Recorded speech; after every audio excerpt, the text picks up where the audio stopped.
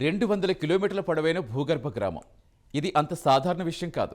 భూమి లోపల ఆ ఊరు నిర్మించటం, గ్రామ ప్రజలకు కావలసిన మౌలిక సదుపాయాలు ఏర్పాటు చేయటం అంత ఈజీ కాదు. అందుకే ఆ భూగర్భ గ్రామం ప్రపంచంలోని సీక్రెట్ విలేజ్గా పేరు సంపాదించుకోవడంతో పాటుగా ప్రస్తుతం ప్రముఖ పర్యాటక కేంద్రంగా మారింది. ఎంతోమంది పర్యాటకులు భూగర్భంలో ఉన్న ఈ గ్రామం చూసి ఆశ్చర్యపోతూ వీడియోలు క్రియేట్ చేసి సోషల్ మీడియాలో పెడుతూ ఉంటారు. ఆ వీడియోలు వైరల్ అయినప్పుడల్లా ఆ రహస్య గ్రామం గురించి వైరల్ అవుతూ ఉంటుంది.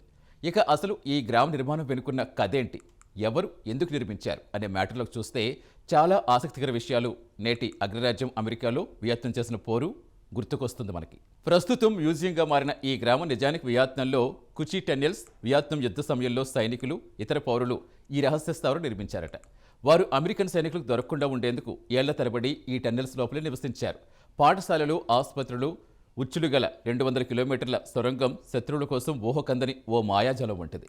దీని చుట్టూ ఫేక్ సొరంగాలు చాలానే ఉన్నాయి. అయితే వాటి ద్వారా భూగర్భంలో గ్రామానికి వెళ్లేందుకు ప్రయత్నించిన ఎంతోమంది అమెరికా సైనికులు అక్కడ అమర్చబడ్డ ఇనప ఉచ్చుల్లో ముళ్ల పొదల్లో ఇరుక్కుని ప్రాణాలు కోల్పోయారు.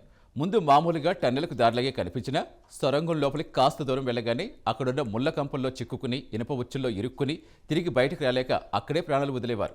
కొన్ని సొరంగాలు చాలా లోతుగా ఉంటాయి. బాంబులు కూడా వాటిని నాశనం చేయలేవు. సూర్యకాంతి కూడా వాటిని చేరుకోలేదు. వెంటిలేషన్ కోసం చిన్న రంధ్రాలు చేశారు.